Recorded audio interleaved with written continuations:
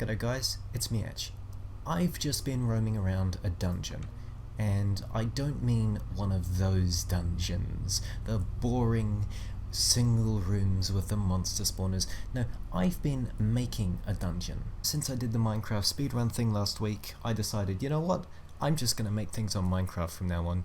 This year, I'm making everything. I've made a Minecraft map, I've made a data pack, and now I'm making whatever this thing is. So, all I have to do is push the button, and you'll see we have some more stuff to work with. Now, I've got a lantern in here. This will help us see a little bit, hopefully. There's not really much else to it. I just got bored that there was the Jigsaw video as well, and that sort of evolved into this. I was going to do more on the Jigsaw stuff, but I learned, I think, that the developers actually don't let you make your own like custom things. So until that happens, I'm doing this instead. You might be wondering how all of this is done. If jigsaw blocks don't work, and I think the answer is obvious, I'm going to channel some Seth Bling, its armor stands. This guy has unlimited potential. Now, up here we can actually see the dungeons being generated in real time, so let's go and have a look. We just need to push this button, and as you can see, just like that. And we got a treasure room. Let's go take a look at that. Up here, these things are meant to be very, very uncommon, and they're sort of how you win the game, I suppose. However, we're not done yet, so let's just keep looking. We have some iron doors. To open these ones, all you need to do, hold the iron ingot, walk in front of it, it's gone forever. There's another one of these. I don't have iron, so I'll just break it, and there's more water. Anyway, let's just take a look at how this works. So, this is a mess, I'll be completely honest. I was going to make this into a function and a data pack, but I think that I might just take what I've learned for another project instead. We had a button here that originally generated a dungeon, and we had a button here that originally cleared the dungeon. You'll notice that they've been combined into this one, and it just puts the block down depending on what state it's in. This here is like on a loop. It's quite simple.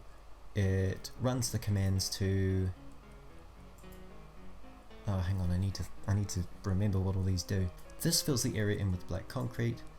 So does that apparently. That makes sounds, that controls how large the dungeon is. I can actually push a button here, and that's just set a specific score up, so the dungeon will just sort of keep going for a little while, really. First thing it does, that replaces a bunch of note blocks with redstone blocks. Where's the note blocks? They're over here.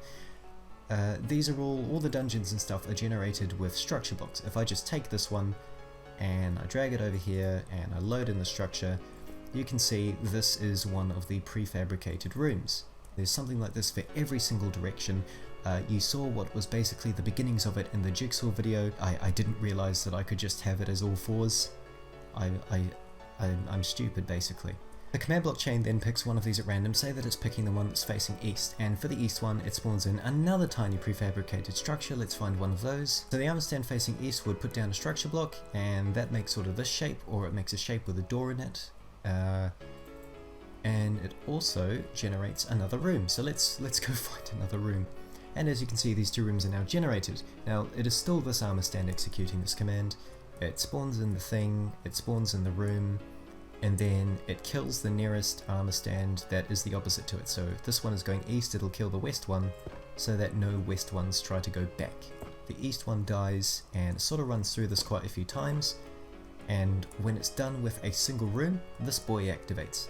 He's the middle one, so the chests, the water that we saw, even the treasure room actually. So all of those get spawned by this one. And to randomize the locations, I use the spread players command. He can go here, he can go here, he can go here. As long as it is generally around that area, it's all good. Does that. Whoopee, there's a patch of gravel there now. And then any remaining armor stands will be filled in.